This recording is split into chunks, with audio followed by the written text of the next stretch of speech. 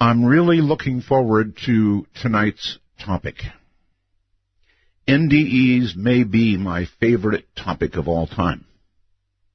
And that's what we've got tonight. Jeffery Long, MD, is a leading near-death experience researcher. Dr. Long is a physician and radiation oncologist. So I guess he would have met with any number who have had NDEs, right? Oncology. Oncology is the medical use of radiation to treat cancer. He is practicing in, I believe it's Houma, Louisiana. Dr. Long founded the Near-Death Experience Research Foundation. Over 10 years of research went into Dr. Long's study of over 1,300 NDEs presented in his book, Evidence of the Afterlife. The science of NDE experiences. This is by far the largest scientific study of near-death experiences ever presented anywhere. Over 4,000 NDEs are currently posted on www.nderf.org. That's www.nderf.org, making it by far the largest number of NDEs ever studied, and by far the largest number of NDEs publicly accessible in the world. Portions of the site have been posted in over 20 different foreign languages. This is leading to increased awareness that worldwide and across cultural boundaries, we all share these types of experiences, and they are similar to a degree that is medically inexplicable.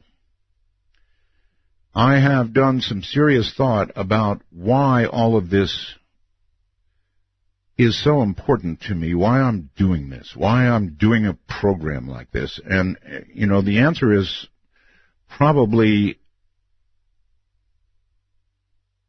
that I'm something of a heretic, I suppose. I mean, I look at virtually everything. I look at what is up above. That would be our Creator, I guess, I hope. And what is down below. Because it is said, if you have one, you have the other, right? And so I look at everything. I talk to priests. I talk to witches. I talk to people like the doctor we're going to have on tonight. I talk to anybody who can possibly help answer the question, which is the most important, whether it's ghosts, it doesn't matter. It's weird creatures, proof of the paranormal, anything that proves that we are more than our physical, material presence. I gave this a lot of thought last night. I thought, well, to some, I'm certainly going to appear heretic, right? Heretic. And at times, I suppose, somewhat godly, but all over the place. That's what this program does. It doesn't limit examination of anything. And so be it. Coming up in just a moment, Dr. Long, Jeffery Long.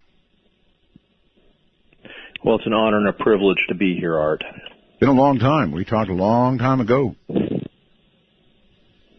We first talked, I was thinking about that just today, about 17 years ago. That's right. And here we are again. So certainly a great deal of very memorable discussions from all those years ago. A real honor and privilege and exciting, actually, to get back on the phone again. Well, look out for tonight. I've got some serious questions, and I'm going to start with defining death. Can we do that? Because I know NDE, I know what an NDE is, and it can be under various circumstances of physical distress. But there are some people, Doctor, who have really been, as far as I can tell, dead. And when I say dead, I mean absolutely no heartbeat, no brain waves. The blood has been drained from their body, and their body has been cooled, I guess, to preserve the meat, as it were, but they've been brought back to life. And if that's not dead, then how do we What is the definition of really dead? Yeah, that's a great question. And you're right. There's a spectrum as to how dead people are. For the research I do, I have what among NDE researchers is a fairly stringent criteria. In other words, they have to be so physically compromised that if they didn't get better, they'd suffer permanent, irreversible death. Many of them, of course, are having cardiac arrest or very, very severe episodes of physical compromise like that. But if someone is so severely compromised from illness or injury that they're unconscious, by definition, if that doesn't get better, then they're going to suffer permanent irreversible death. And of course, if they're physically unconscious, as the very dictionary definition of unconscious means, no conscious experience, if they're having a lucid, organized experience at that time, a near-death experience, then I think that what qualifies what most people would consider to be a near-death experience. I think it does, but what I'm asking is, if somebody is really dead, the way I think her name was Pam, when she was taken Pam down. Reynolds, yeah. Reynolds, yes, that's right. I interviewed her, and it was an amazing interview, by the way. One of the best NDEs I've ever heard. Amazing. Anyway, I can't imagine anybody being more dead than that, can you? Actually, I can. We have Art, I hope you're sitting down when you hear this, but we actually have a small series of people that have shared their near-death experience that were actually on their way or actually in a morgue.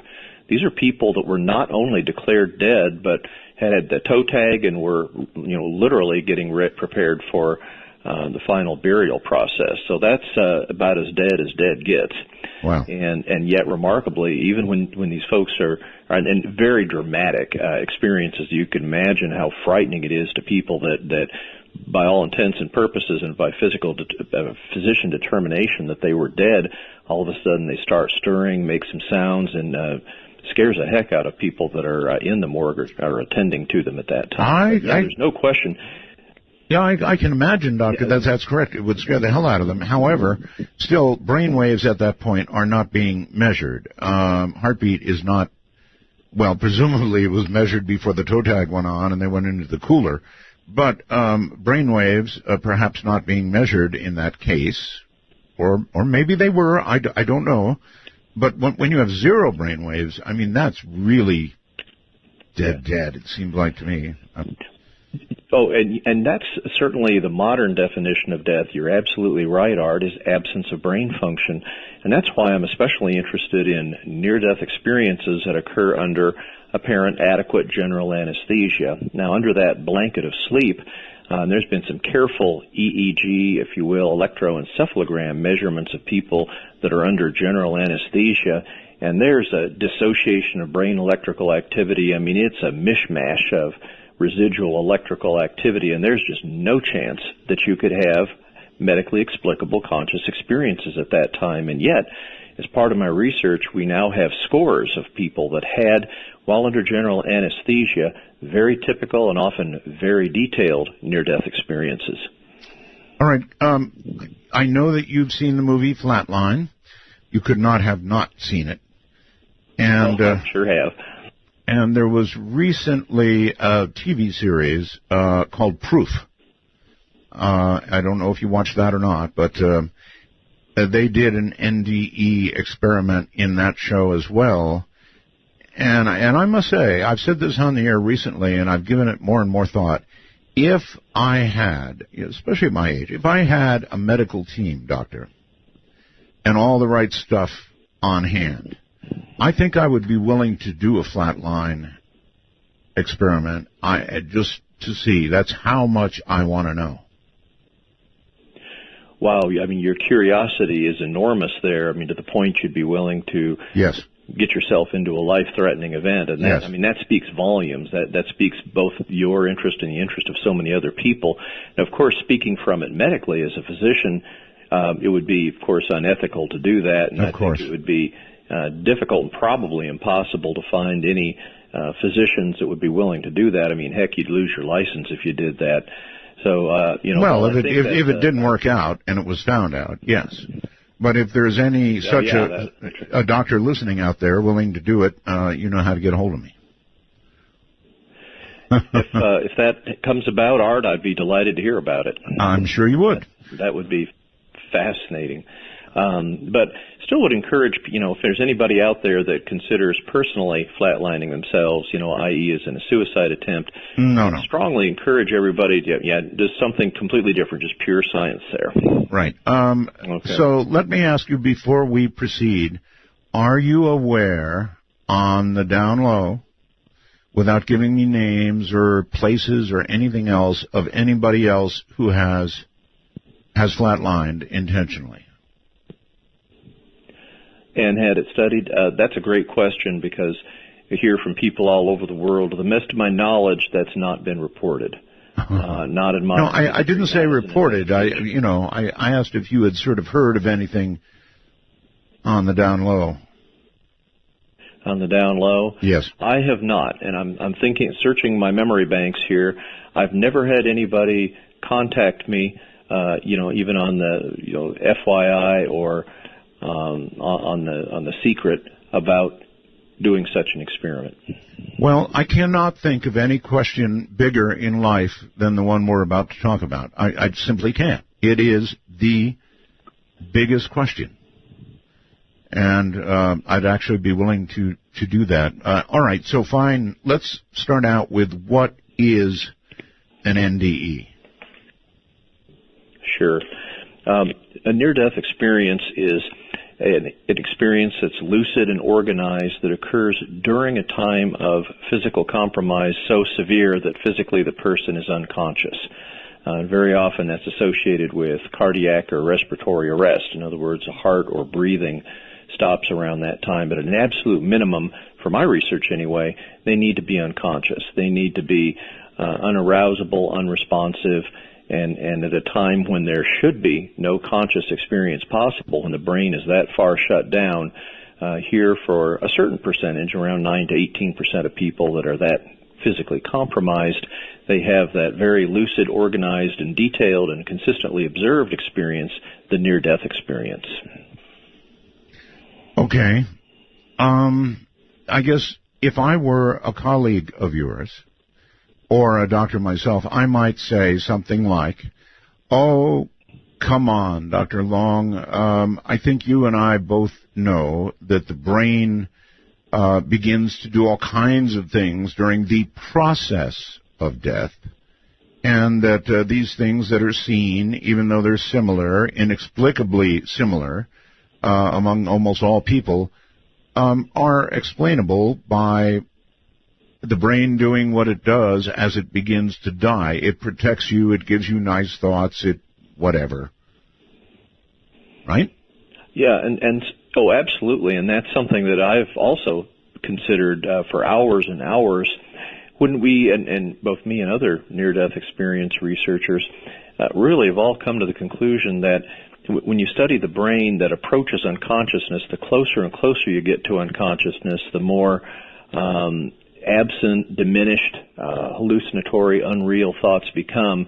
And as you just reach that threshold of unconsciousness, you've really got no organized, stable thinking. I mean, certainly many or most of the listeners have run into this too at some time in their life, sort of like falling asleep. I mean, the closer you get to sleep, the less and less you're thinking and the less organized your memories or ability to reason are. And yet, as you progress all the way fully to unconsciousness, at this time that your brain, by all medical measurements or measurements of anybody else, seems to be not functioning at all. You're not processing information, not hearing, seeing, not aware, not feeling.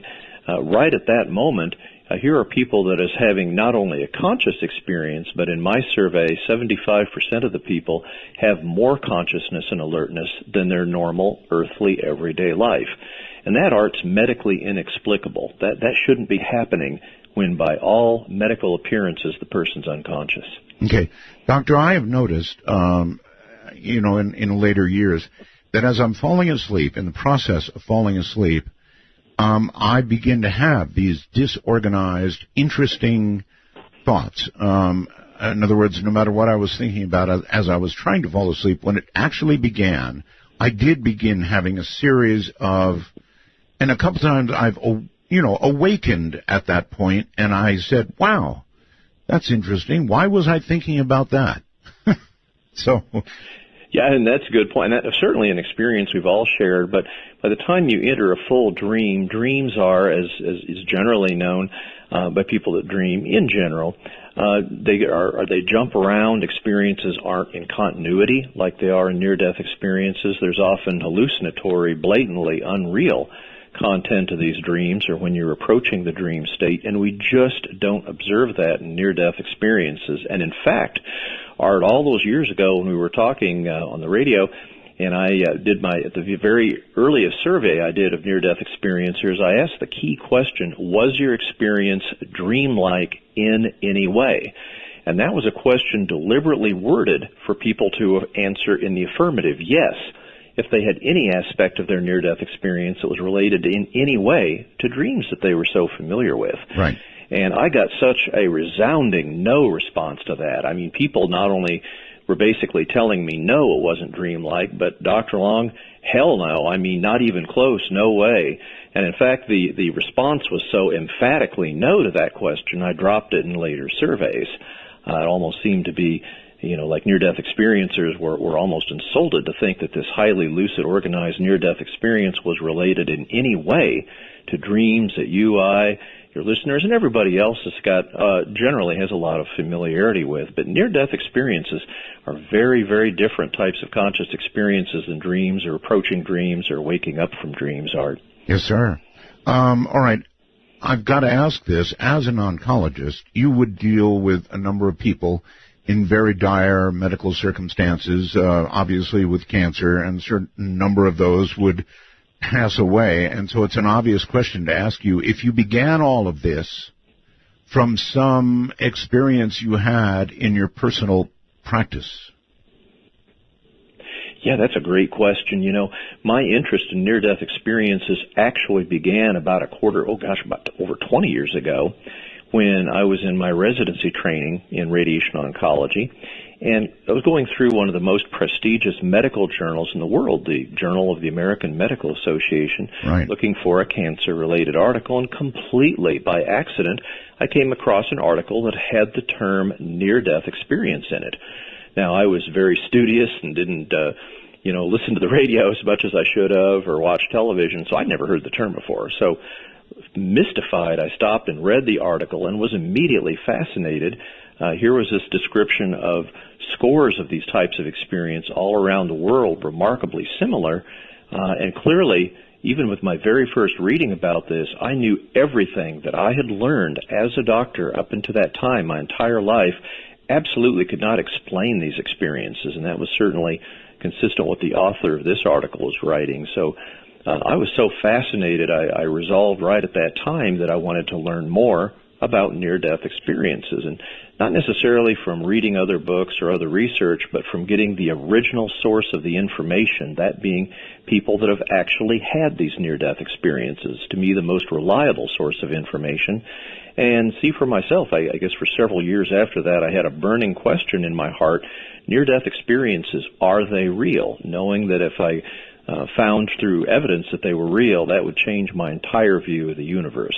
Art, that was, about 17 years ago that I went through that, and even after I got my first batch of near-death experiences from my website and started my study, almost immediately I realized that near-death experiences are, in a word, real. And so, lots of very important questions for him.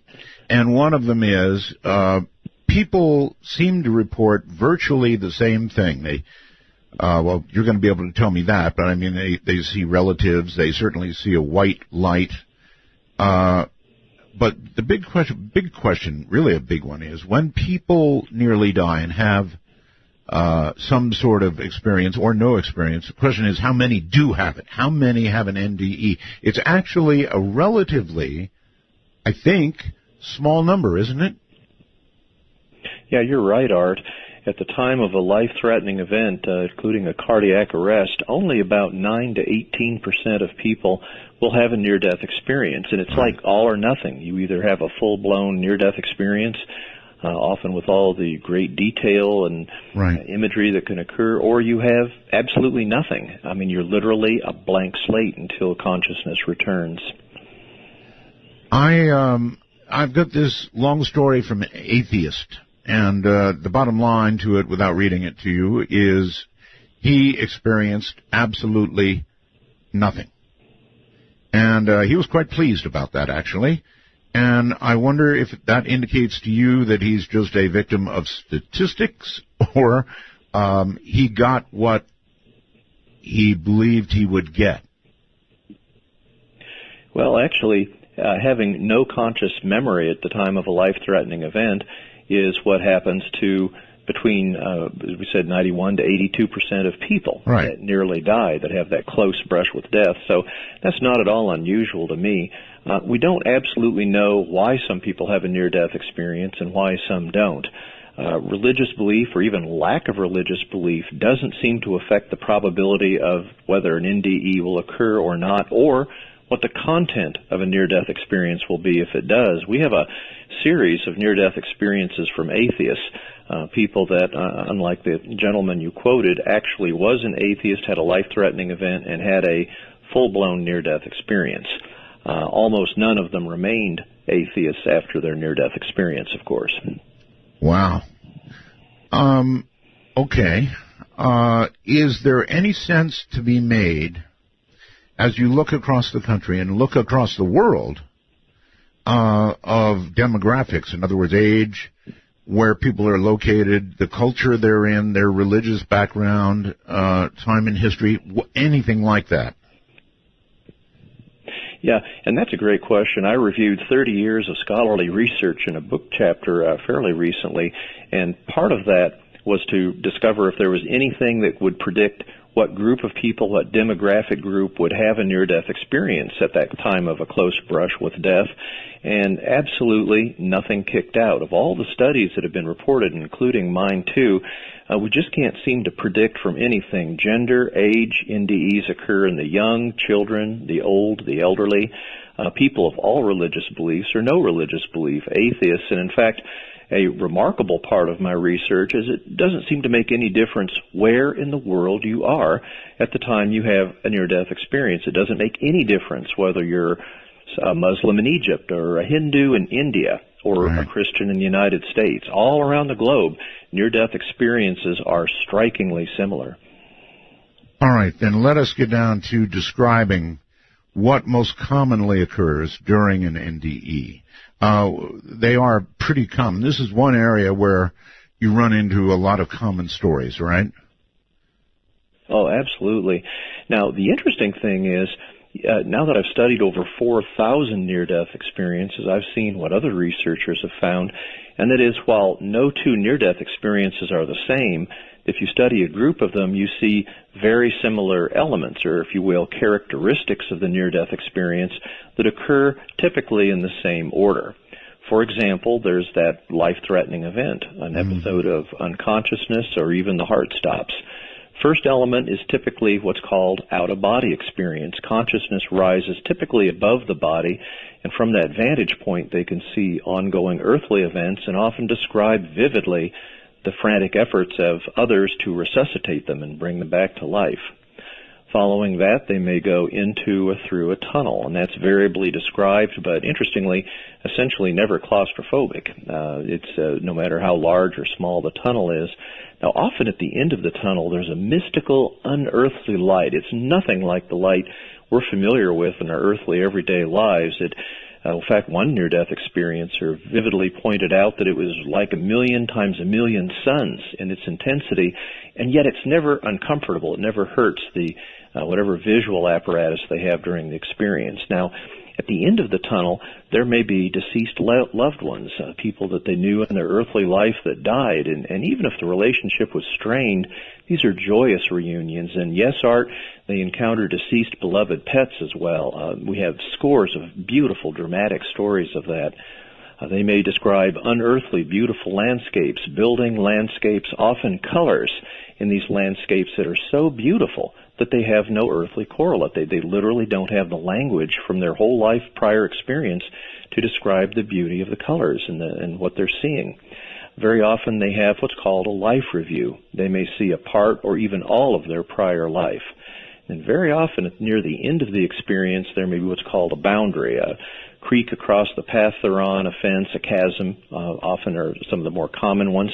And at that moment in the near-death experience, they often have to decide, are they going to stay there in that unearthly, beautiful realm, or return to that earthly life and that body which is fighting to stay alive? And that's the brief, more common elements we see in near-death experiences. Okay. I'm going to ask you hard questions because that's what makes a good interview. You mentioned that they frequently see those that are working on them, doing their work, trying to get them back, and their frantic efforts to try and get them back, right? Yeah, frantic resuscitation efforts, especially for those that coded, whose heart stopped. Right. When they have that out-of-body experience, they're over their body and often vividly and very accurately, I might add, describe their own resuscitation. You know, if true, for me, even that's enough. I mean, if people can come back and actually describe what was done or the order in which it was done or what was said while they were gone, you know, that's proof. However, I seem to remember, it may have been a 60-minute segment, something like that, where at one emergency room somewhere, they put a clock up. Actually put a clock up on top of equipment so that if somebody were to float to the top of the room and look down and see the clock, they would be able to say, A, they saw the clock, and B, I guess what time it was or whatever. And nobody ever came back and described that clock. And yet people are able to describe these resuscitation efforts, even things that are being said. So you knew about that? Yeah, there's been about, we're up to 6 now, prospective near-death experiences are called, where they call them targets, and they can be clocked. One of the more sophisticated methodologies was actually a laptop computer that played different colors, pictures, and words. And they would be placed in an area where they thought there would be people that would have, like, cardiac arrests, usually not so much operating rooms. I need to keep those sterile, but emergency rooms, I guess occasionally operating rooms, but just places where people were emergency rooms, places where people were critically ill. Of those 6 prospective studies, there have been, as of, I think, the most recent data, 13 that had a near-death experience and had an out-of-body experience. None of them described a target, but if you read these articles, none of them had their consciousness directed toward the target. You see, when you're putting a target in the emergency room, in something like a critical care unit, you really have to put that way up on the side out of the shelf. People need to have access to the patient. You can't put it directly above them because that's a patient care area. So it's not surprising to me that people, if they haven't had their consciousness directed toward that target and they don't see it, you can't really say it wasn't there. Of course, when they have a cardiac arrest and your consciousness goes above the body, what are you going to look for? Are you going to go look for a target placed in the room, or are you going to look down at that action, your own body, and the resuscitation going on? Absolutely. So, I was going to add that. I mean, come on, if I'm out of my body and I'm looking down at myself, possibly dead, I've got a lot more on my mind than what's on a clock or a laptop somewhere. Yeah, and I would, and certainly if anybody during any of those studies had their consciousness or vision, if you will, directed toward the target and didn't see it, I would accept that as a significant negative finding. But absolutely none of them had their vision or consciousness directed toward the target, so we really don't know. However, Art, exactly like you were just saying there, it is amazing the detail that people bring back, the resuscitation efforts. We've had people even describe details down to the number on the defibrillator unit that brought them back. I mean, really? The details are that accurate and that verifiable. And so, and we're not talking about a small number here. In my research database, we have hundreds and hundreds of these types of experiences.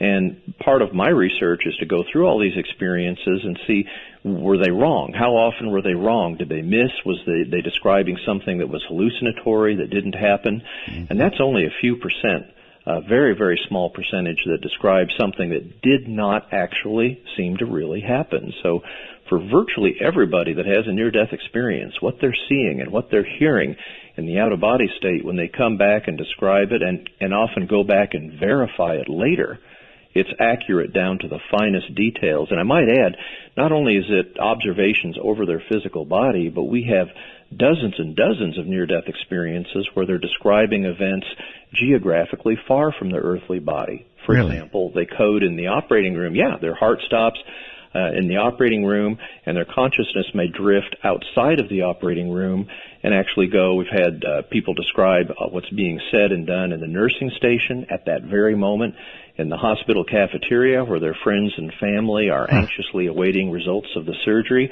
And yet, every single time, or virtually every time, when the near-death experiencers investigate that later after they recover from what nearly killed them, it is stunningly accurate what they described, information they absolutely could not have known by any other mechanism unless their consciousness was actually there observing it.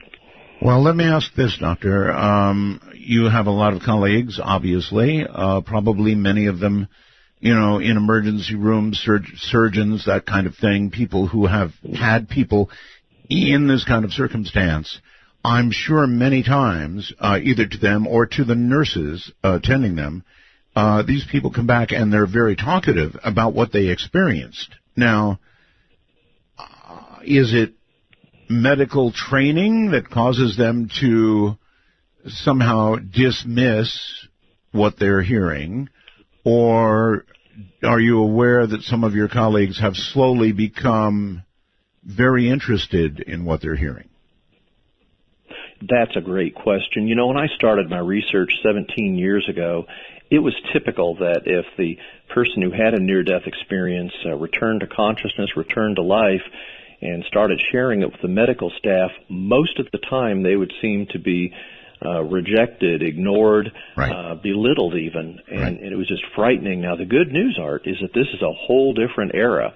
In the modern era today, where near-death experience is so widely known, the healthcare team now generally has one or usually more people that are aware of near-death experiences, that know these happen and can embrace them for what they really are, and that was very real, lucid, organized experiences. So as a result of that, now more than ever, when people are sharing with their healthcare team, they're open, they're receptive, they're interested, they often have other people, and in fact, now more than ever, people that have nearly died will be asked very directly by their health team members, well, did you have an experience? Did anything happen? Really? When you were gone from us? And so, yeah, actually seeking it out, and that's exciting, because that was simply, how a generation changes things in terms of healthcare attitude toward near-death experiences. And it takes a lot of courage to share a near-death experience. Think about it from their perspective. They nearly died. Can you imagine what's on their mind as they slowly come to recovery from nearly death? Sure. And yet to have the courage at that point in time, where they may be suffering, miserable, hurting, and in pain, and yet to be so convinced that their experience was significant and important in spite of all that on their mind and all they may be suffering, to go out of their way to share that with the healthcare team is absolutely amazing and courageous. And now more than ever, we're getting more and more accounts like that. And that's really, I think, probably nothing changes the healthcare team's attitude more than actually hearing these accounts from the people that had them.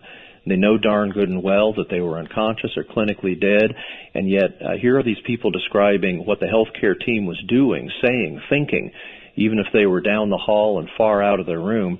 And it doesn't take too much of that to make believers out of an unbelieving healthcare team. Okay. Let me try this question. It seems to me that physicians, in their very, very long school and training and on-the-job training, are almost, now I have to be careful here, I guess, almost trained away from God. Is that a fair or unfair crack? I think that medicine is a very powerful, medical training, but it's not an education. You don't really have that breadth of understanding. You don't learn in medical school or in your training about very important, very real issues like God. You sort of come away thinking that all that we are, all that we think, all that we could ever be is defined by biological functions, physiological processes, chemical synapses in neurons of the brain, and so much of your training leaves me and certainly I think virtually every other physician sort of with that wow feeling. All we are is an amazing biological being, and yet you don't really understand that. You don't have that depth of training. You don't have that depth of openness in medical school training, that there is so much more to our life, so much more that we are than physical bodies. I mean, you're sitting here, all your training is focused on us being the physical, and yet my near-death experience suggests with powerful evidence that we are far, far more than our physical beings, than our physical presence. Okay, well, that's kind of an answer from you, but I'm not sure it's an overall answer. In other words, physicians are trained in hard science, biology, everything about the human body, and most scientists, and I've interviewed many, many scientists, Doctor, I would say are not believers in God, to be frank. And yeah, and I think surveys have shown that too. And I think and that's interesting. But you are correct, and not only from your I can imagine how many enormous number of scientists you've interviewed. Yes, and certainly other surveys, are consistent with that. That I think maybe people just sort of get so focused on the body and the physical self and how things can go wrong with the body and how they need to fix it, that in some real way, in my opinion, they're overlooking the very big picture, and that is there is more. There's a bigger picture. There's that vast afterlife, and there is an organization in order to that afterlife, and I firmly believe as part of that afterlife there is God. Well, a lot of surgeons come out of the operating room just having done something quite miraculous, I'm sure, with the feeling that God didn't do that, I did. That person is right. Yeah, we do have some physicians with a God complex. That's correct so far, and research continuing to show even more. So these are all, and you're right, these are lines of evidence from my research that all converge on showing the reality of near-death experiences and its consistent message of an afterlife. Do you want to rattle them off, or just discuss some of them? I mean, can you sort of anything that claims to be evidence? Go right ahead. Yeah. Okay. Sure. We'll rattle them off here. If it's taking too long, jump right in. No. It's long-form radio. Oh, okay. Well, certainly crystal clear consciousness occurs during near-death experiences. Now, Art, if you consider what happens during a cardiac arrest when the heart stops, of course, immediately when the heart stops beating, blood stops flowing to the brain. Right. 10 to 20 seconds after the blood stops flowing to the brain, the electroencephalogram, or EEG, which is a measure of brain electrical activity, goes absolutely flat.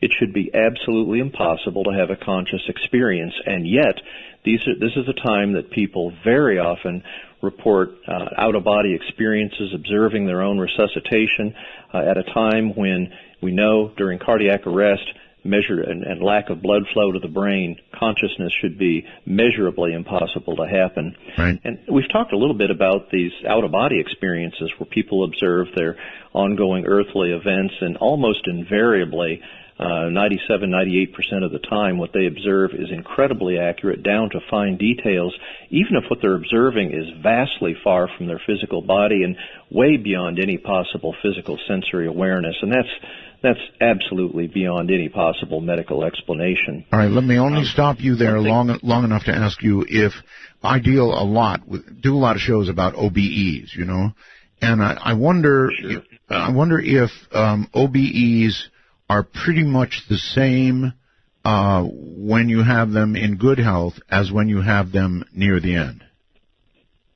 I think they are, and I think that what makes them overlaps, what makes them similar, is they're describing realistic observations that are medically inexplicable. I think that's the critical overlap, and that's why they're so important to consider both of them together. Okay. But no question about that. I think there's a lot of similarity there, and that's That's what makes actually the study of both near-death experiences and OBEs not associated with NDE so exciting. They are. So I'm sure we'll have more on that in future shows, and that'll be exciting. Certainly, we haven't gotten into this, but people, the blind, including those born totally blind, have described highly visual near-death experiences. We have some case reports of those. For someone born totally blind, Art, vision is unknown and unknowable and cannot be described in terms of the remaining four senses. I've tried that with someone born totally blind that had a visual NDE, and it's amazing. So that is certainly there. All right, I'm sorry, I don't mean to keep stopping you, but I'm curious. If somebody born blind has an NDE, in what way do they describe their experience that differs from those who have sight, if at all? Certainly. Yeah, that's a great question. Those born totally blind don't know vision. So the one I'm thinking about that I interviewed is Vicky is her name.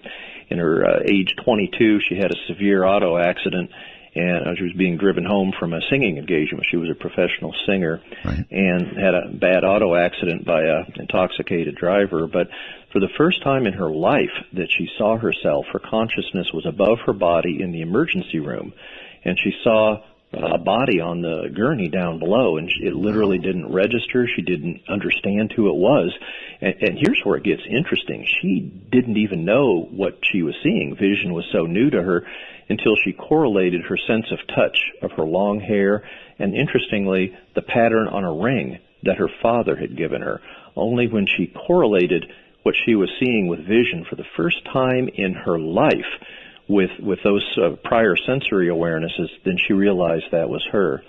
What's also interesting is that vision was so unfamiliar to Vicky that she was terrified. I mean, this was outside of anything that she thought could ever happen to her, and it was very frightening. With Vicky, this is interesting. Many near-death experiencers describe vision that's 360 degree, and that's technically a two-dimensional term. It's actually spherical. They simultaneously see, register, interpret, and understand visual things above them, below them, right, left, forward, and backward, all simultaneously. Now, that was Vicky, the blind from birth lady's experience, and in fact, even talking with her at length, she simply cannot understand why all the rest of us living our earthly life have, if you will, pie-shaped visions, why we don't see spherically. Because from her life experience, that's all there is. And she just, I mean, I think she literally, thought I was kidding when I told her we had a narrow field of vision. That is absolutely astounding. Do other NDE experiencers with sight report the same 360-degree vista? Oh, it's uncommon, but I have dozens and dozens of them altogether. That's not at all rare, Art. And again, it's that same kind of 360-degree vision. I mean, it's literally, you have to put yourself in their shoes. It's like our regular pie-shaped fields. You can sort of assimilate everything going on in front of you because you can see it.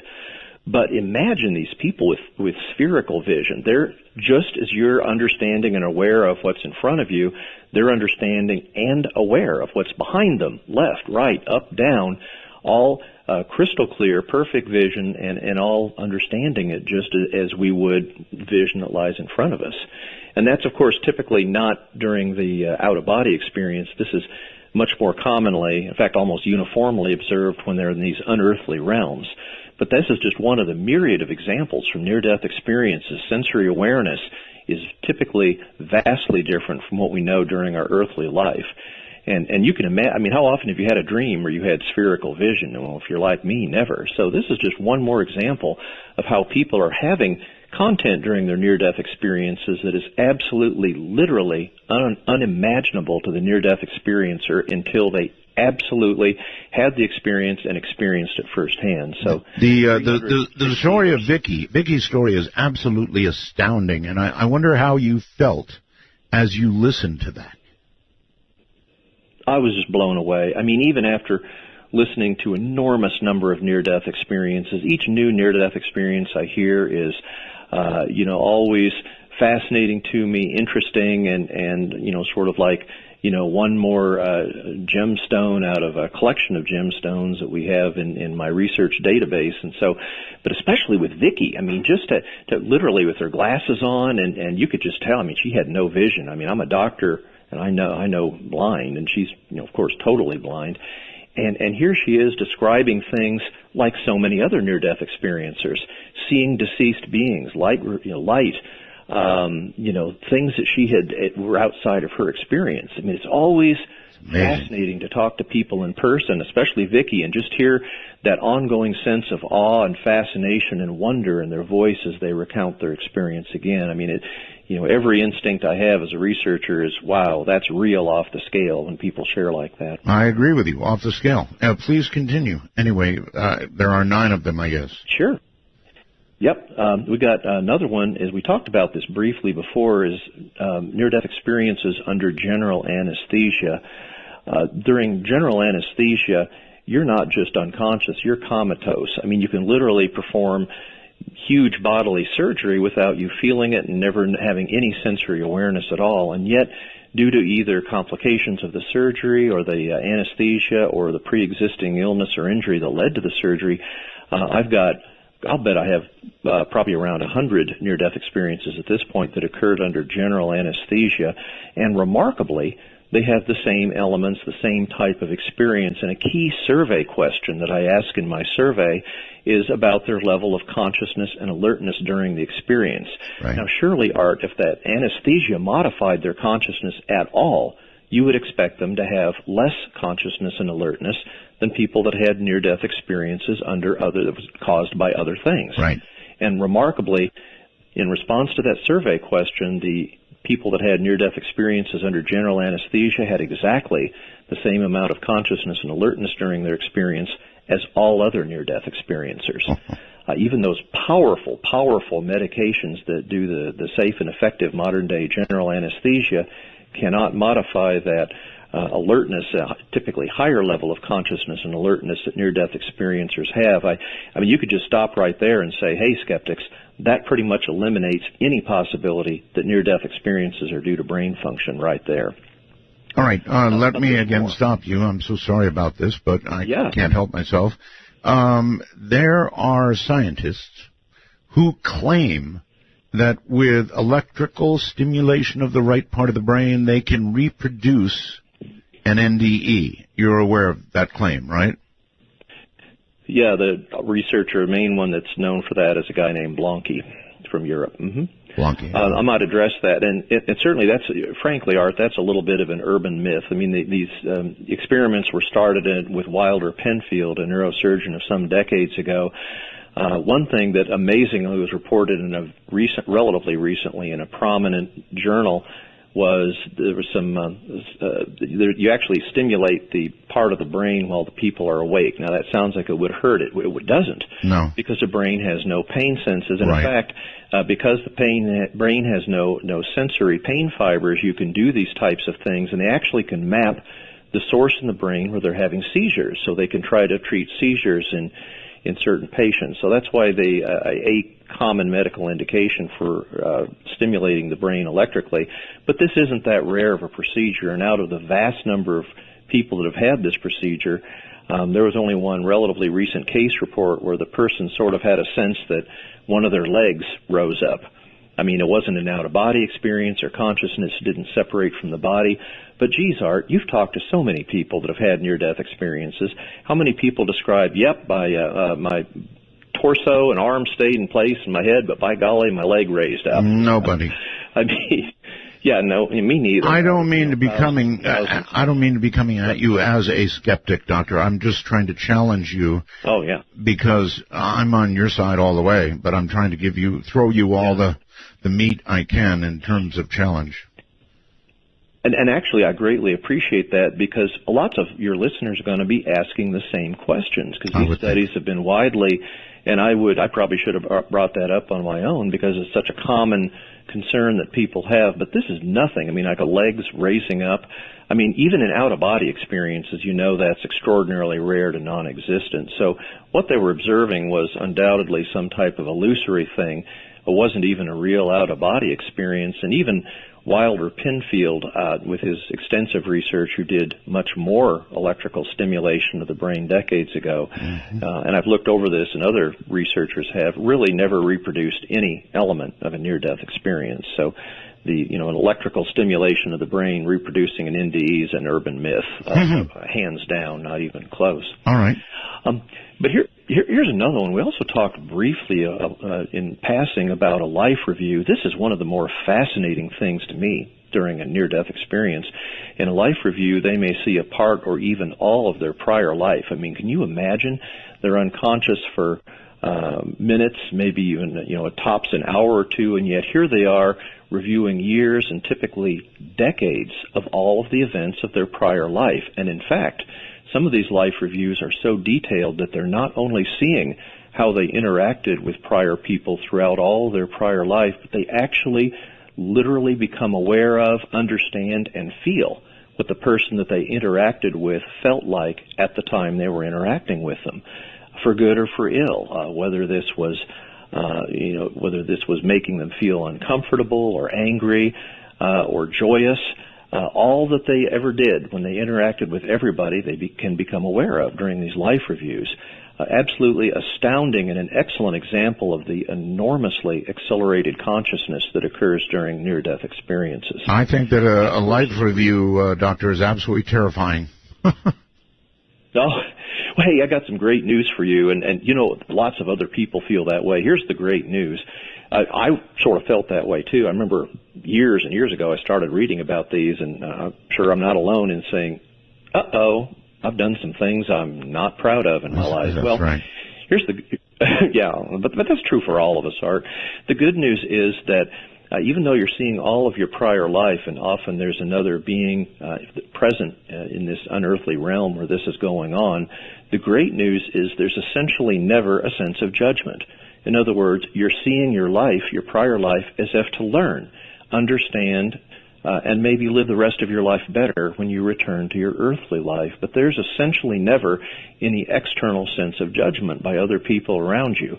I cannot even recall a single near-death experience where they felt damned or condemned or felt that they were, in big trouble for the rest of eternity because of what they saw in their life review. And in fact, on the positive side, the life review can be among the most powerfully positive, transformative aspects of the near-death experience. I mean, people that have a life review come back often as changed people.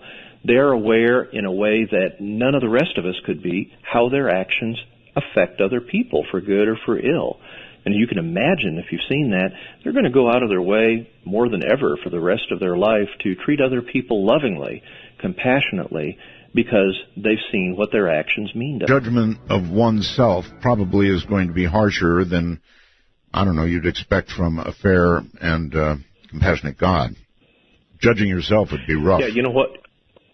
Oh, yeah, it is. I mean, very often people are mortified by what they see during their life review. I mean,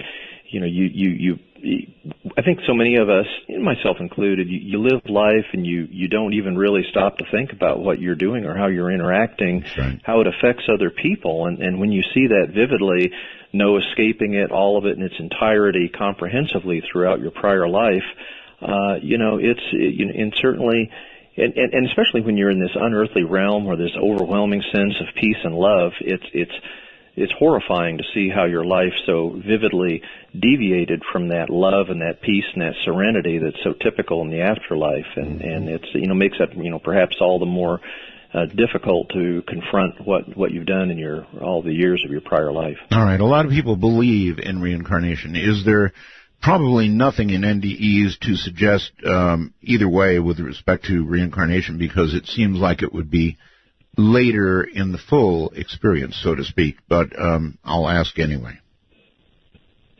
Yeah, well, you know what? That's a real good question. And in my most recent survey, we start to delve into questions like that. Gosh, great minds think alike, if I might flatter myself, Art. But I actually asked directly, the survey question I ask of near-death experiencers is, during your experience, did you encounter any specific information or awareness that you did or did not exist prior to this lifetime? Yes. Reincarnation, in other words, an existent. Well, this allows narrative responses, so all responses basically are in the answering affirmative. Yes, they did encounter during their NDE awareness that existed prior to this lifetime, and a very surprising 27% answered yes. So only 7% uncertain. So there seems to be a fairly significant percentage of people that have near-death experiences that part of what they go through includes that awareness that we did exist, this lifetime is not the sole totality of our existence, that we had that past and apparently would likely have a future experience. So that's a very, this is certainly nothing I expected when I set up the survey question. So, and the narrative responses corroborate this too. Certainly many people describe some remarkable past lives remembrances. So interesting, near-death experience evidence now starting to point to some evidence that the reincarnation may be a reality too. Remarkable. All right, I get messages as I do the program. Radar Man has sent me one and says, please ask the doctor the following. During NDEs in which the subject meets loved ones or people that they know, there are cases in which the people they met are currently alive, or are they always deceased at the time? Wow, great question, Radar Man. And I actually studied that formally as part of my research. The interesting thing is that any dream, hallucination, or any outside of near-death experiences, any altered consciousness involves encountering people that are alive at the time. I mean, if you have a dream or hallucination, you may recall, for example, the bank teller you did business that day with, a family member you said hi to before you headed to your bed and had your dream or what. But in near-death experiences, I've looked specifically, in another major research project looked at the same, and both of us found an identical conclusion, and that is only 4% of people in near-death experiences are alive at the time of the experience. 96% of the people are deceased, and that's just simply not something you'll find in any other altered human consciousness experience. All right. And what's even more interesting is we have a number of these near-death experiences that have been reported where they may encounter people during their near-death experience they thought that they were alive. And they only after they recover from their close brush with death, they realize that that person had died shortly before they had their near-death experience, and they didn't know it until they had their near-death experience and encountered the deceased. So, again, some remarkable evidence from that angle, too. Okay, again, through what we call the wormhole, Joe says, does he believe that one day we might develop the technology to travel at will in and out of the NDE realm? Wow, that's a great question, Joe. Yes, it is. And certainly what they describe in the afterlife realm is so technologically overwhelmingly advanced compared to what we have on Earth that it almost seems unimaginable. And yet I'm a great believer in the human spirit. I'm a great believer in all of us, slowly humanity moving toward that technological increased awareness. And I think it's distinctly possible that we may someday converge through technology or through human understanding or growth in a variety of ways globally, that we may end up potentially being aware of and potentially even interacting in a way we cannot even conceive of now with this overwhelming, blissful, loving, peaceful, what we call afterlife, which is perhaps another perspective as simply a part of the greater reality that we're just not often aware of. Do you ever feel, Doctor, that this is an area that we ought not be tampering in? In other words, this is an area reserved for, well, that great question of what comes next, and we have no business inquiring into or tampering in this area. That is an awesome question. I've spent a large amount of time considering my research and wondering if we are learning about something, becoming aware of something that we're not supposed to know about. I mean, clearly on Earth, as you go through your earthly life like me, you don't become aware of an afterlife, of all that's there in the afterlife, your deceased loved ones, the beauty, the wonder, the peace, the love that seems to rule there. And I've reflected on that. Is this really the right thing for me to be doing, to try to bridge that gap, to help people to understand that that's a reality and understand a little bit about the afterlife? And after a great deal of wrestling with that question, I've decided, yes, I think that really is the right thing. I think the afterlife is revealing itself in bits and pieces to us, more dramatically in near-death experiences, I think more subtly during the life experiences that probably each and every one of us has. And I think that's just part of the way things are in our earthly life. I mean, it seems to be, if you will, a part of humankind's meaning and purpose is to continue to grow closer to that source, that afterlife. So you're not worried, Doctor, where we came from, that when you get to the pearly gates, they're going to say, "Aha, Dr. Long, wrong floor." Once again, Dr. Long, welcome back, and yet another question from Mark through the wormhole to settle a debate. Can the chemical DMT account for an NDE, and what is DMT? Yeah, DMT is a psychoactive drug, dimethyl, and then it gets into polysyllabic wording after that. But DMT has been studied as a hallucinogen. Some researchers are thinking that its use under controlled clinical circumstances may reproduce some elements of near-death experiences. I've actually been in communication with some researchers that have used that formally in investigation studies. Certainly it can induce a sense of great peaceful feeling, can sort of create a sense of a mystical feeling, but does DMT reproduce near-death experiences? Absolutely not. I have yet to encounter a DMT experience that significantly reproduced any typical near-death experience. So while I think it's intriguing, there doesn't seem to be much overlap, and that's actually true of other psychoactive, or if you will, brain-acting chemicals. They can certainly create some superficialities that somewhat resemble a near-death experience, but no chemical can reproducibly cause anything like a near-death experience. Gotcha. Unless it causes clinical death. All right. Do you have any reports, and this is a big one, of negative NDEs? Oh, we sure do. And then in the scholarly literature, they're referred to as frightening because certainly that's the dominant emotion, obviously, in these types of experiences.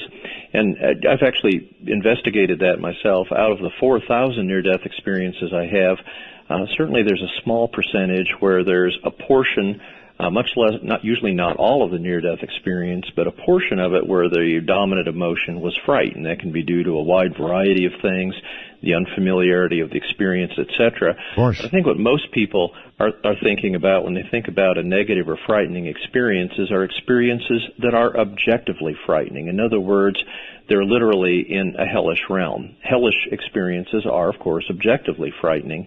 And I only have about, of all the 4,000 near-death experiences I have, we only have about 1% that were truly hellish in part or in all of the experience. And in looking in that group of experiences, it's very interesting. Certainly some of the most frightening stuff, art that I've ever read in my life. I mean, you can read fictional, frightening things, go to frightening movies, but some of what is described in these hellish NDEs is literally off the scale in terms of being spooky.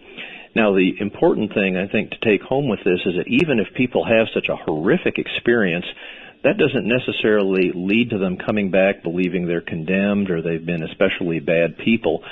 Very often people that have these types of experiences come back and say, ultimately, often months to years later after they've had a chance to learn from it, but many of these people come, if not most, come back and say, I needed an experience like that to learn some things, to let go of that anger, guilt, resentments, and really live the rest of my life with that much less of an issue than it was before the experience. I know, it doesn't seem fair, Doctor. doesn't seem fair. In other words, Yeah. some small portion of people get this experience and get to reshape their life and then presumably get a better outcome next time they exit.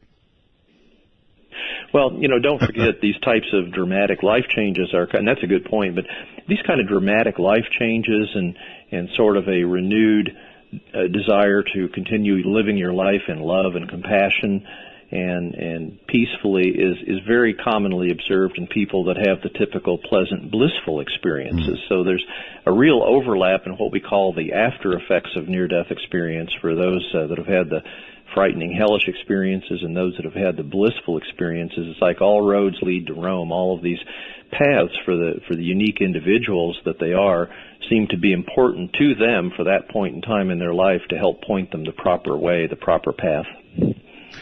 All right. I have more questions, but I have hogged you, and a lot of people want to talk to you. So if you wouldn't mind, we're going to take some calls. And here we go. Let's dive right in, Art. All right. Here we go. The water in Toronto, Canada. Hello. Hello, Art. Yes. Bernard here. Hi, Dr. Long. I have a very unusual story that took place about 12 years ago. I was extremely sick. I had mononucleosis, flu, pneumonia.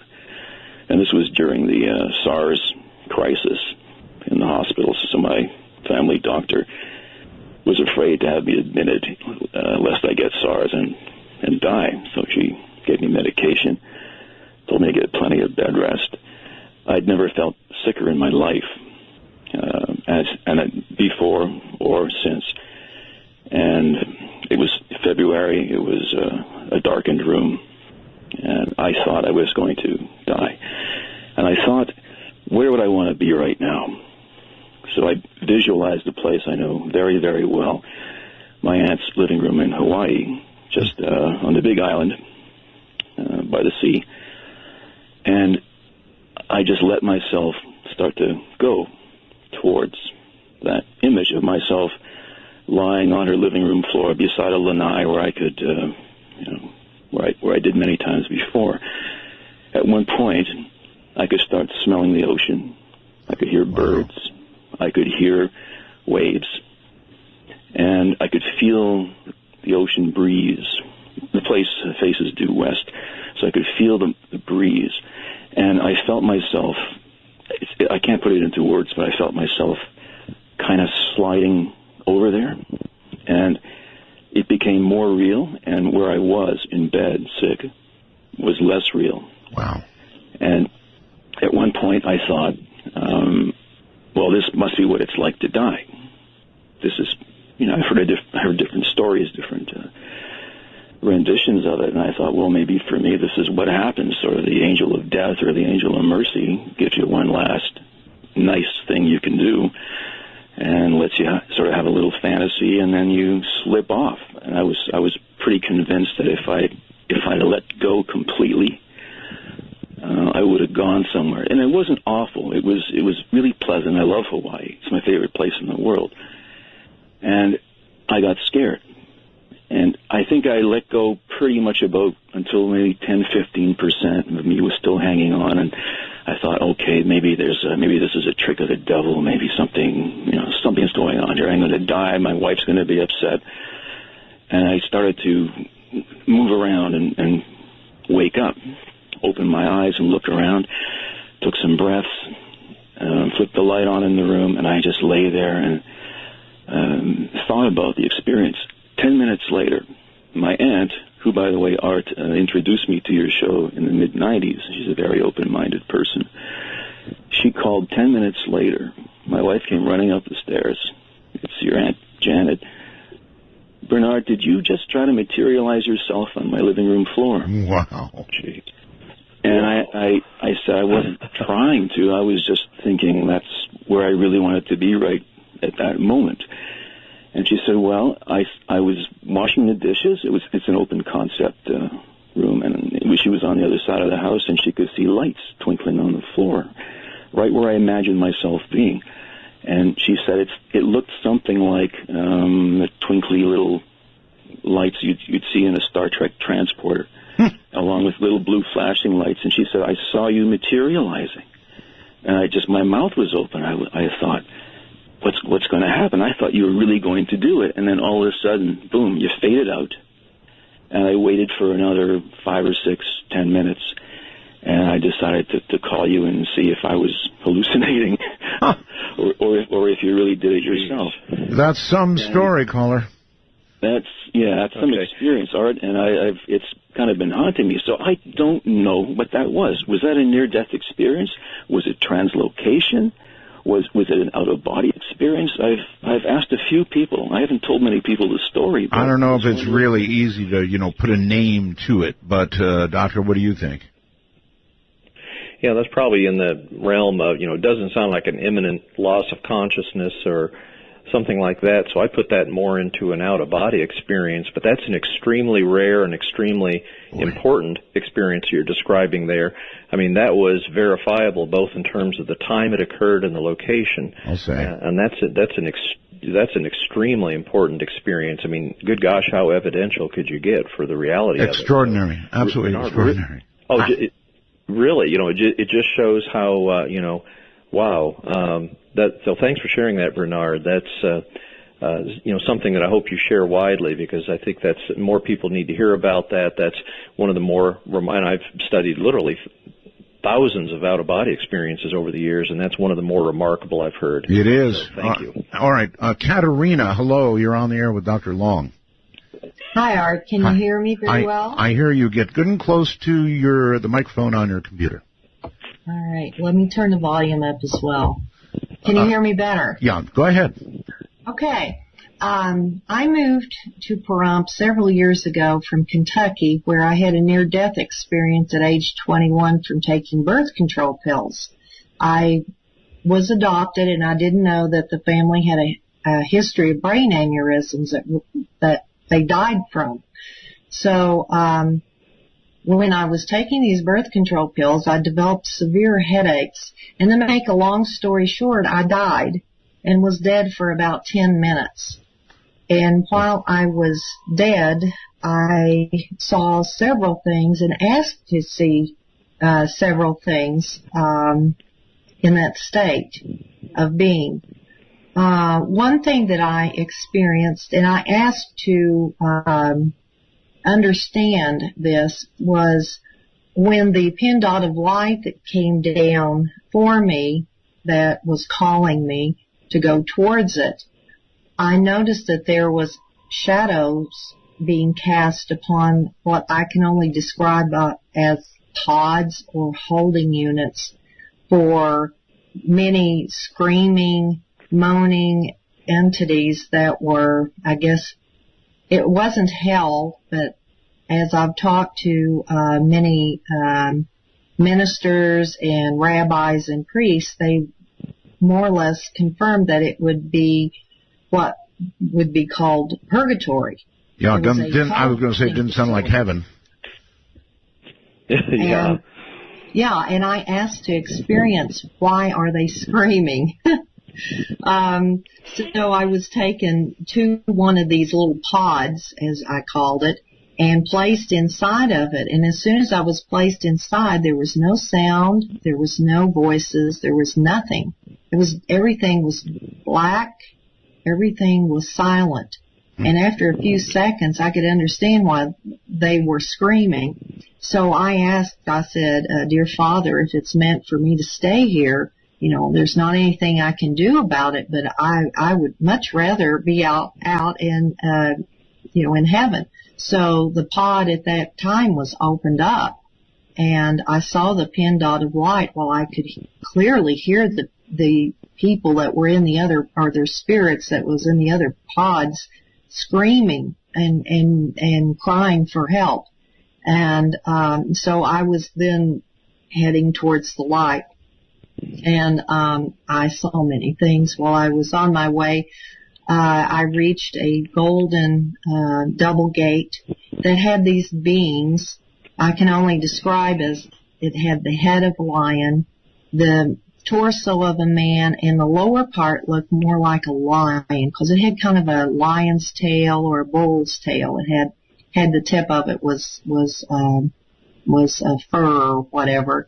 And they went to the center of the double doors and opened them. And I remember that the being that was with me, my spirit guide, whatever you want to call him, and I walked through this gate, and I remember we were so small. We were about the size of an ant.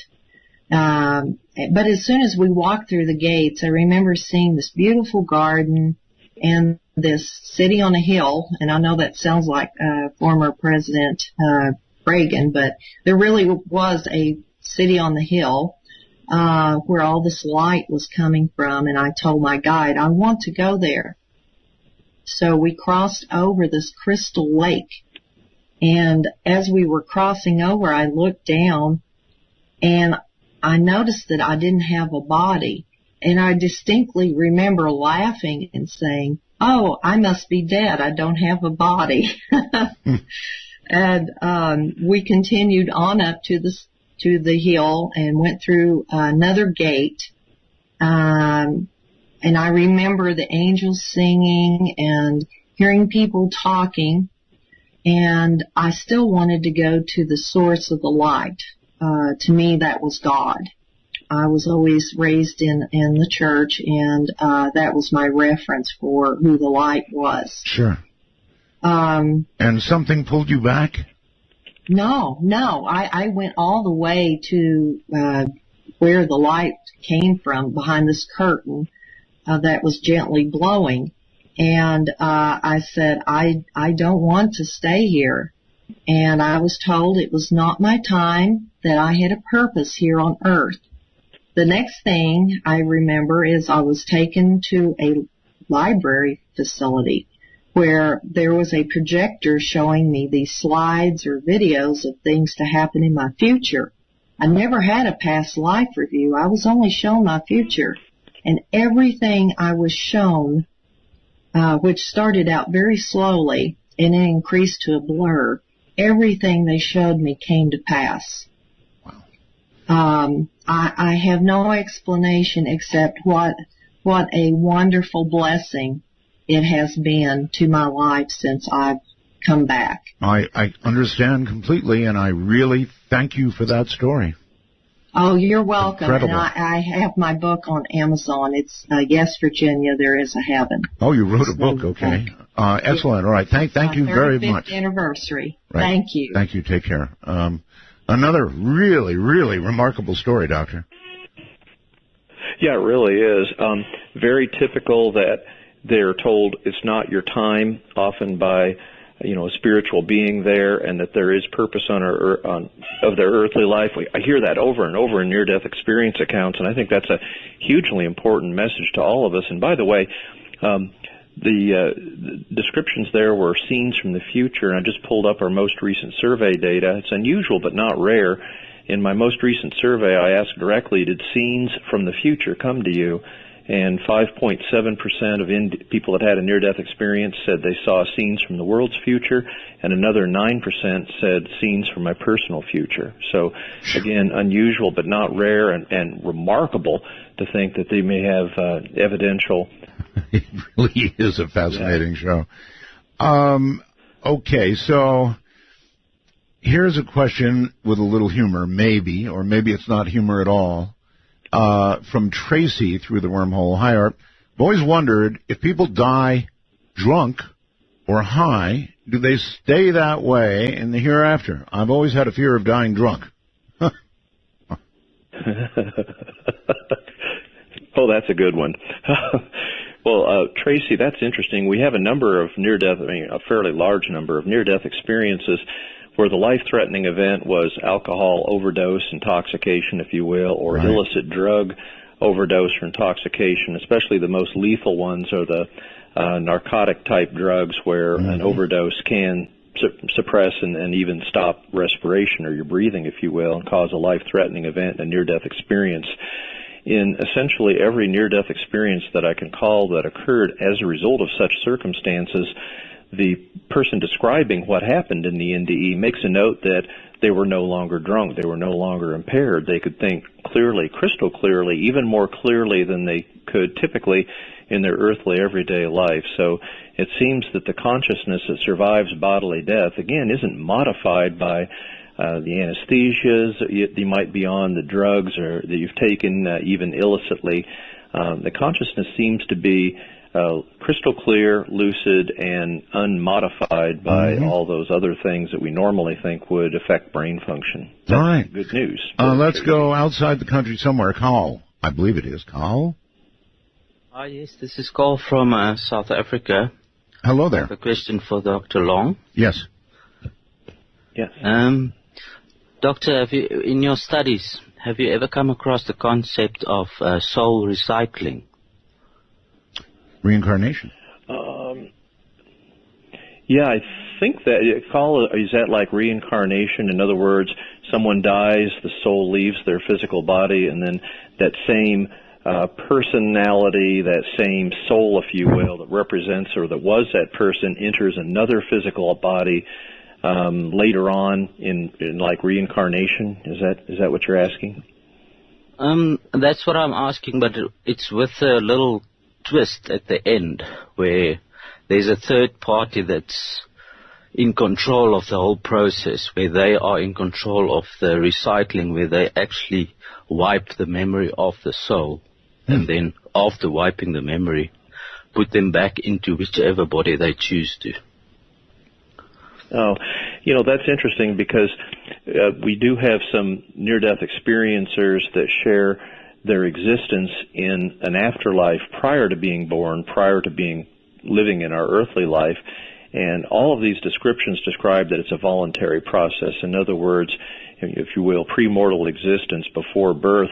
Very often they'll describe a description of being born to particular parents in particular circumstances, often with the goal that this seems to be the life in which they can best learn their lessons, or lessons that they need to learn through their earthly life. So I see no evidence whatsoever that there's a third party who's sort of controlling this or affecting people's soul going into that. There's one thing that seems to be an overwhelmingly common theme in my near-death experience research.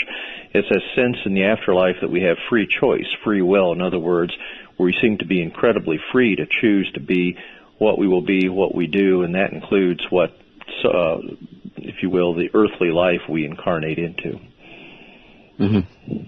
All right. Thank you very much. Right. Thank you very much. Thank you. And take care. To the phone. Hello there. Hey, Art. It's Tom from Florida. Yes, hello. Dr. Long. Hey, how you doing, Dr. Long? My question was kind of answered maybe a little bit earlier with the gentleman who started to appear to his aunt. I was going to ask how often is it counted that living people actually during the time of the NDE, living people encounter that relative appearing to them as a spirit. But the other question I have is, I'm sorry, go ahead. Yeah, that's an interesting thing. One thing that makes me think about this are what's called shared near-death experiences, and that's analogous to this, and I think an important point to make here. I have a series, I'm up to 14 now, where there were 2 or more people that had simultaneous life-threatening events, and remarkably, these 2 individuals are aware of each other, interact with each other. Both of them seem to be having a near-death experience. For example, one of the very first of the experiences that are shared near-death experiences I ever got was a guy and his fiancée involved in a very bad car wreck, and they went up in an out-of-body experience hand in hand, and they went up and met some spiritual beings who they felt great love and compassion, but they told the 2 of them that the gentleman was going to return to earthly life. He wasn't really fully dead, but his fiancée had died and would not be able to return to earthly life, and these spiritual beings reached out and separated the handhold that they had and led his fiancée down toward the light. And then the guy vividly describes waking up in the car, returning to consciousness, and even with his eyes closed, even with not being aware of anything else going on, he knew immediately that his fiancée right beside him was dead because he had experienced that. That's a astounding. shared near-death experience. Yeah, and that's we've got, like I say, a series of 14 of them, astounding things like that, and often shared near-death experiences with people that they didn't even know were having a life-threatening event at the time they did. And so this is certainly a part of the evidence of the reality of near-death experience, and I think that's analogous to some of the other things we've been talking about tonight. Oof. All right. Winnipeg, Manitoba, I believe. Yes, sir. This is Greg. How are you guys tonight? Fine. Excellent. Super. Okay, I had a experience a long time ago after a relationship I had with a female that I was with for a long time, and I was kind of in a depressed state. And this isn't the NDE out of body experience that I had, but it ties into what that other caller from Hawaii said about what his aunt had said about seeing him, and it was very similar to what I had seen. So I'm just going to collaborate that. And then the other thing was collaborating with the blind patient that you had said. I had exactly the same experience. So anyways, I felt I was laying in bed and I was upset, and all of a sudden I felt the voice of God speak to me, and it was odd, and I don't know like exactly how to explain it, but I remember the voice, and it said, get up from your bed, move to the door, and you're going to see an angel. And I seen like what the guy was describing, and I fell backwards, like just completely fell backwards, but it felt like I fell into like pillows or like air or clouds or something, but I didn't get knocked out. It just put me into like a shock state. Okay, so that was the first thing that had happened that's similar to what that guy said. It was kind of odd. But anyways, the second time was later on in a different part of life for me.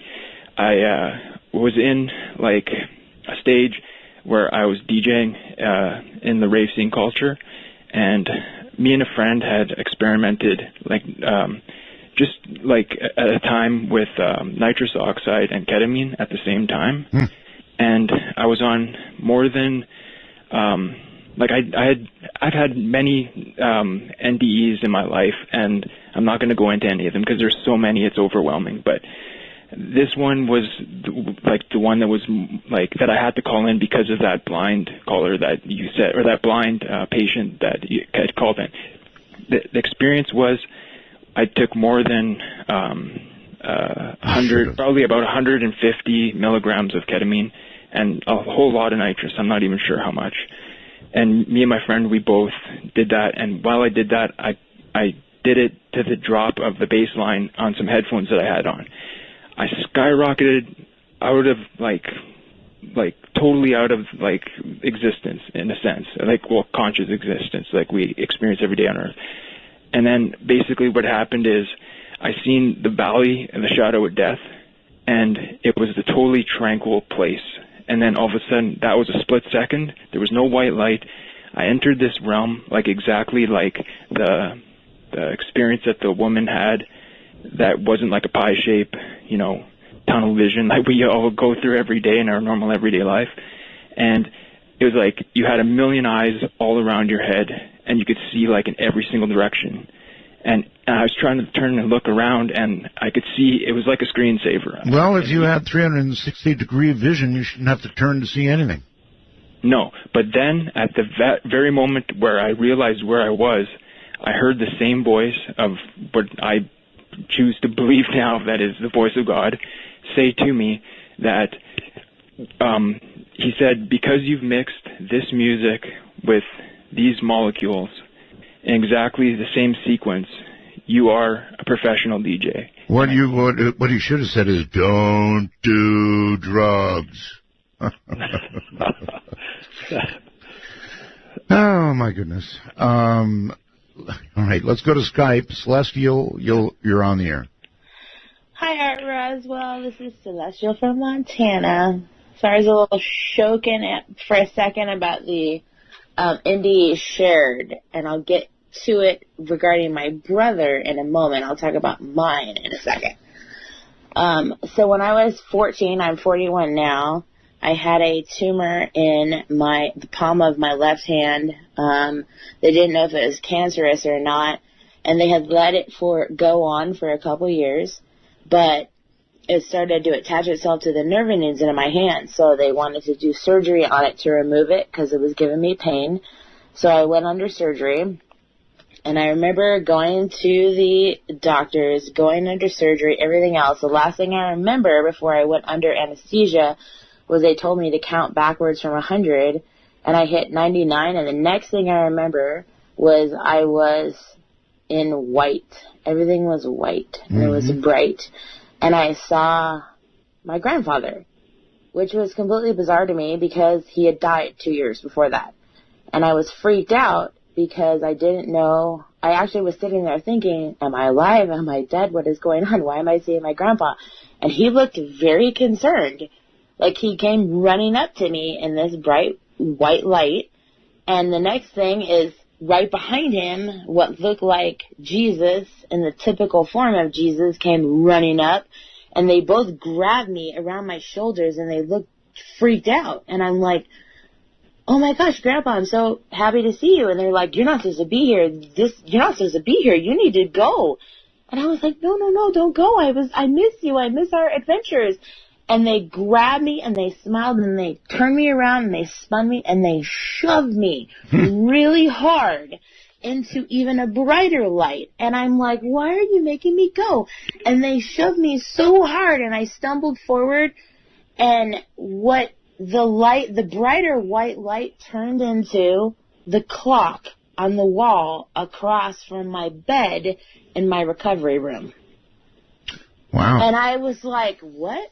And I still, like, what came into focus was the clock, and what I could see out of the peripheral vision on my right side was a nurse, but I couldn't turn my head. I couldn't get my whole body to respond, and I could see her looking really concerned next to my head. And I'm like, why is this chick talking? I don't know what she's talking about. And I sort of drifted in and out, and next thing I know, she's on the other side of me. And then she came around the other side, and I'm like, why can I see her mouth moving, but I don't know what she's saying? And finally I could hear what she's talking about, and apparently I had flatlined on the table, and my surgery was supposed to be 45 minutes, and I was out for 2.5 hours. And I flatlined, and they brought me back. And when they brought me back, I was conscious, but I was staring, but not responding to the clock on the wall for 45 minutes. In that many people in the medical field now do talk about NDEs. Doctor, do you find this to be the case in your research? Oh, no question about it. I agree with Rhonda.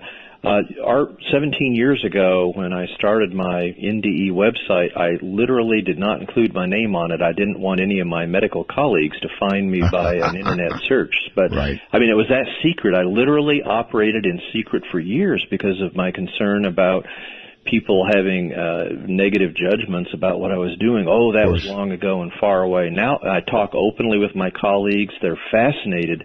Most doctors I talk to and share the evidence that I've shared on this show get it. They understand, especially physicians, I think, grasp that there's no way medicine can explain these remarkable lines of evidence we've discussed on the show. There's nothing medically that can explain a near-death experience. Understood. With NDEs, people often have a choice to stay or come back to Earth, I guess, and if it is as good a feeling as they say, then why is it people choose to return? And that's a great question.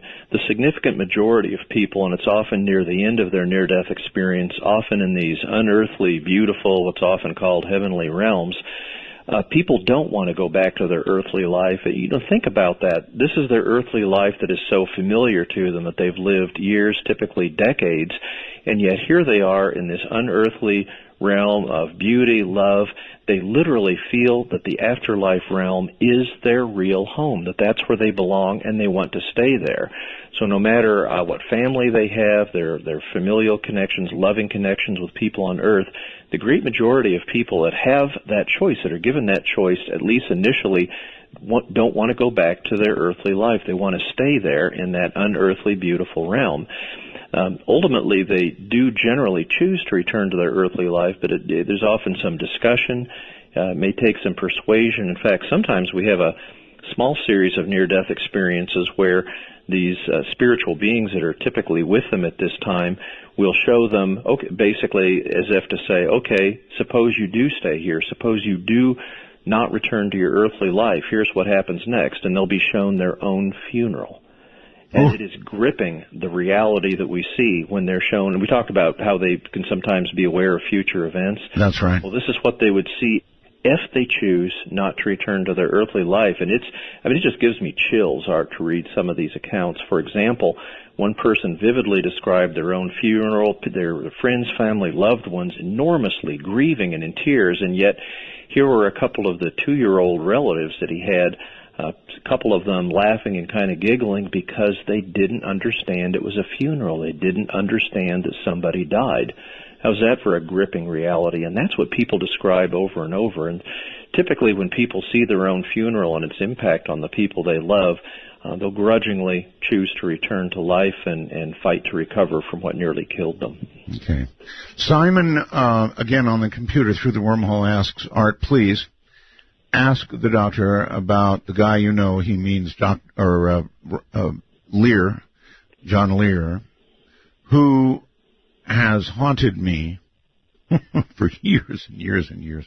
John Lear came on the program and said, Art, I've got an insight, and that is, if you die, if you have an NDE, don't go to the light. It's a trick. Go to the darkness. And the talk show curse goes on John for saying that to me because I've never been able to get it out of my head. Okay. Well, I'll be glad to address that, Art. After studying over 4,000 near-death experiences, I find absolutely nothing that suggests that that's a reality. If you're having a near-death experience, when the light's encountered, it's typically not just an ordinary earthly light. You feel drawn to it, attracted. You have a sense of that overwhelming love, peace, and compassion. I mean, it literally seems a part of you. It seems like where you came from before your earthly life and where you're delighted to return to when your earthly life ends. But there is not a shred of evidence that says you should go to the darkness. I don't think people need to live in fear about making a wrong decision. The universe is overwhelmingly ruled by love and peace, and I think we all in the afterlife will have a choice. We can make amends. We can choose to make a right decision. And I have to disagree with John Lear. There's nothing in my research, nor in any research with any other near-death experience researcher I'm aware of, that suggests we need to have that concern about not going to the light and going to the darkness. Well, see if it doesn't haunt you. It does me. It's... Laneyville, Texas, you're on the air. Hi. Hi, Art and Dr. Long. You have posted on actually in the beginning when you were first posting stories up on your website, I believe you posted my son's story up way back in the very beginning, and it was listed as, I believe, Emily's son. He had gotten run over when he was 6 years old, and you ran it on your website, and it was really a nice thing. Did he have an NDE? I appreciate you. Yes, he did. He was out for quite a long time, and I gave him up as dead, and I screamed. I laid him down on the ground and just screamed with every bit of my soul, and he jolted and came back to life. And then 6 weeks later, he was only 6 years old. He told me that the whole story of when he was out and how I was giving him mouth to mouth, and the tractor that came by and the guy that stopped, and the whole story. And he was just 6 years old. He said, "Mama, I was up above you looking down at you giving me mouth to mouth." Wow. And so, it changed our life because I realized, and he realized too, that there's something going on. Well, thanks for sharing that. It sounds like he was observing, some other vehicles around there, and you doing mouth-to-mouth things he couldn't have known unless he was actually above you, seeing that and seeing accurately. So all the hallmarks of a near-death experience, and certainly changing your life, is very common.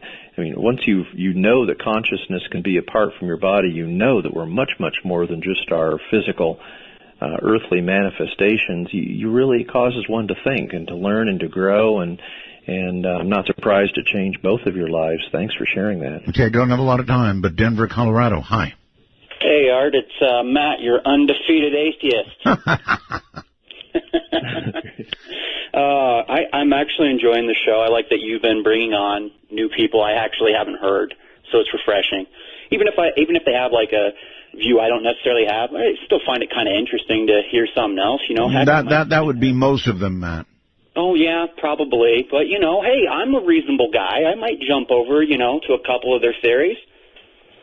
They believe in it enough. What I wanted to call the doctor about was, he had spoken a little bit about DMT, and I'd done my personal research in that field with some friends over the years, but that's another story for another day, Art. But no, I think Dr. Rick Strassman had done quite a large study. They even did that DMT movie, The Spiritual Molecule, I think it was called. Yes. And they talked about the high and large quantities of DMT released from the pineal gland right before a very traumatic experience, and they believe that, maybe death might be that, and so maybe it might be your brain actually trying to calm you down. And what wouldn't be more calm than seeing, memories of loved ones, things like that, than going through the pain of, drowning or bleeding to death. And I also found it interesting that the UCLA Brain Injury Research Center had talked about how the brain actually goes into survival mode. Right. And they talk about how the pons and the medulla actually are the only ones that are running, and the rest of the higher parts of the brain actually shut down. And then they say if the vision center of your brain, the optical cortex, suddenly is activated, that might actually explain the bright light effect. Matt, I'm very short on time, but I do want to ask you this. If you had an NDE, Matt, and all you heard was a big, deep voice saying, "Don't do drugs," and then you came back, what would you conclude from that? I would say one of my friends must have been standing over me and talking into my ear when I was passed out, probably from doing drugs. It's certainly proof to me. I would represent other people that, don't have the personal experience of reviewing 4,000 near-death experiences. I'd say, at a minimum, it's very powerful evidence of life after death. Then what are the majority of the lack of NDEs under similar circumstances proof of? I think that's a real interesting question. And here's a direct answer for that. There's exactly out of 4,000 near-death experiences, one near-death experience where they were in an unearthly, beautiful, overwhelmingly peaceful, loving environment, typically called heavenly realms. And there was a near-death experiencer in this overwhelmingly joyous environment, and they were interacting with God and asked God very directly, why me? Why was I allowed to have this? Right. And the answer was feeling overwhelming sense of love and peace in this unearthly realm. And the answer she got was, love falls on everyone equally.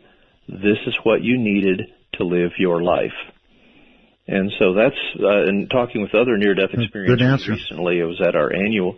Yeah, and that's unearthly wisdom, Art. I couldn't have thought of that, and neither could any of the NDE researchers that I talk with. I brought that to the attention of others, and they went, well, yeah, that kind of resonates, and it seems at this point that that's our best model for why some near-death experiences happen to some and not others. It seems to be something that is an experience is created for those that particularly need that experience at that time in their life to go on living. And apparently the majority of people, for reasons we can't fathom, wouldn't benefit or from that experience, at least at that time in their life during an NDE. So, and I'm not the only NDE researcher that feels that's the most likely hypothesis at this point that we have going for why some people have NDEs and some don't when they nearly die. Good answer. All right, Joe on Skype. You're on the air with Dr. Long. Hi. Yes. Hey, Art. Hey. Good to have you back. Thank you. I just want to share an experience I had when I was 5 years old. I was having a tonsillectomy. And during the operation, I had the experience of looking up from my throat, like I was inside my throat looking up, and I thought it was a pair of spectacles, pair of glasses, right at my throat. And at age 5, flash forward to age 18. I'm in medical assistant school, and the first time I was handed a pair of forceps, needle forceps, I was like, bingo, snap, that's what I saw. And it's, I don't know that anything happened during the surgery, but it was such a strange experience. I really felt like I was inside looking out. Let me make really sure that I get this, because it's pretty incredible. You're telling me that you were looking from inside your throat out of your own mouth and saw a doctor at 5 years of age wearing spectacles. No, I just saw what in my mind was spectacles, but later when I saw a pair of forceps, you realized it was the handles. Gotcha. The round handles on the forceps. That's still incredible. And I thought that was pretty bloody amazing, and it stuck with me, and I'm 58 now. And I'm so happy to speak with you, and you have made my nights complete. I don't sleep on weekends. You don't sleep on weekends? Yes, because, your voice is just so calming. And you are so, what I am so impressed always, I must say this, you are so wonderful with the callers. Such a variety of people that call you. You allow people to speak. And you don't cut them off. You don't, you don't just, disparage them or make disparaging comments or bully them. I'm very impressed. I'm an Army veteran. I was a WAC from 76 to 80. And I just, I thank you for your service. Thank you. I understand you were Air Force, correct? That's correct. And, I just wanted to share that, and thank you so much for letting me share. You're very welcome. That's pretty cool. That's quite a cool story, actually. Doctor? Yeah, that's very impressive. And sometimes, you can imagine a 5-year-old, they've never seen the curved handles on forceps. How would you know about that? They don't show you that before they start the surgery. When people have out-of-body experiences, as we've said, generally their consciousness is above their body. Rarely it's beside their body or even below their body. And this may be one rare example of an out-of-body experience with the point of conscious perception actually within the body. Yeah, that was almost an inside the body. IDE. Yeah, and all right. Yet under anesthesia, amazing. Yes, amazing. El Paso, Texas, I think. Hello. Hello, Art. Hello, Doctor. I know you don't have a lot of time, so I'll be quick. I wanted to get the doctor's opinion on whether my experience was a genuine near-death experience. I was feeling very, very sick at the time. I felt like I was dying. It turns out all I had was bronchitis. Anyway, in the hospital, as I lay there, I felt like I was dying, and I called out to a friend of mine who had recently passed away, and I saw him, and he told me basically, it's not your time yet.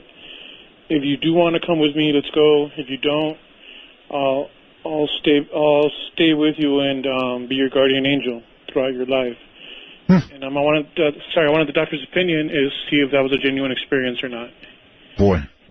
Yeah, that's good. I mean, the very classic thing that occurs in near-death experience statement is not your time. In other words, not time to leave your earthly life, and having a choice. Again, common in near-death experience is a choice to leave your earthly life and go to that blissful unearthly life. So that is so typical that it's somewhat irrelevant if you had a serious life-threatening event at that time. That's a good example of an experience. While even if it's not a near-death experience, it's still obviously profoundly meaningful and significant.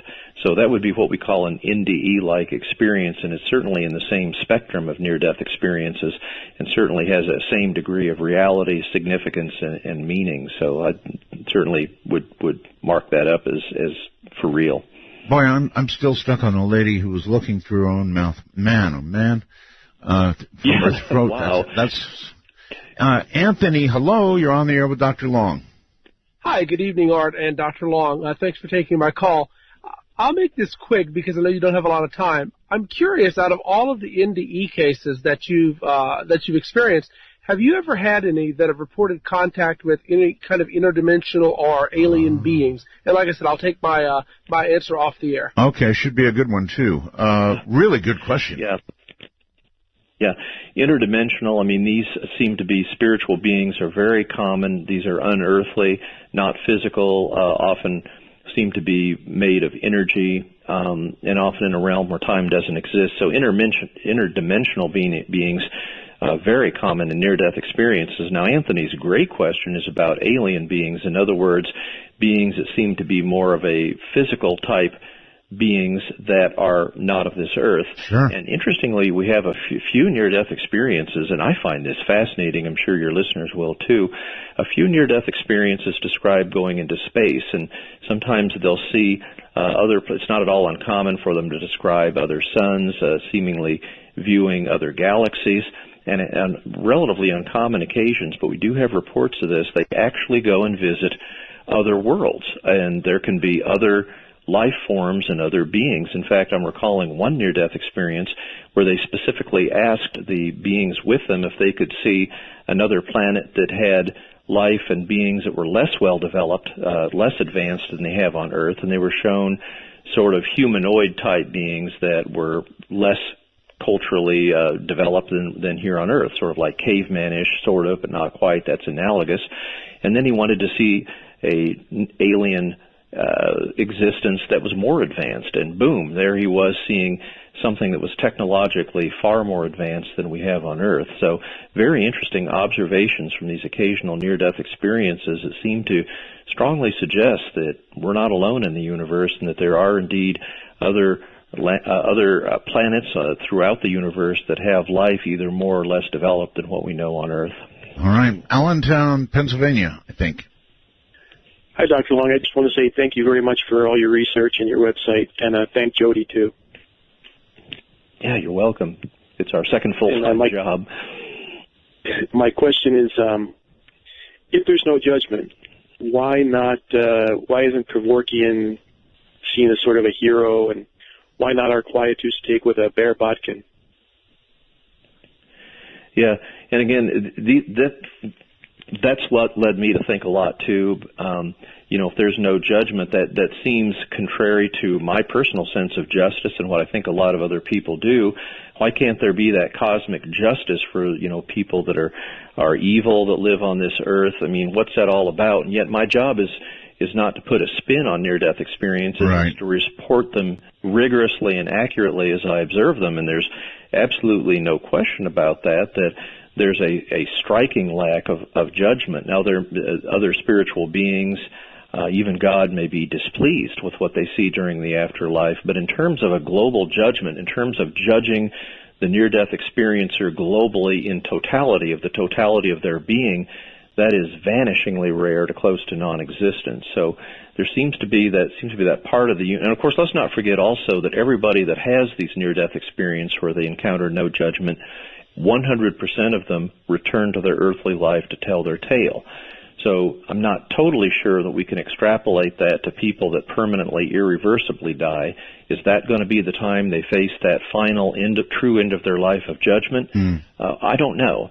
On the other hand, I do know that the universe seems to have this overwhelming, beyond earthly understanding sense of love and compassion and connection. And I kind of get the sense that we're forgiven far more than we could possibly forgive others that we run into in our earthly life, and sometimes even ourselves. So it's and I guess the other way to look at this is our earthly life seems to be the tiniest slice of our true, total, infinite existence that we are as beings.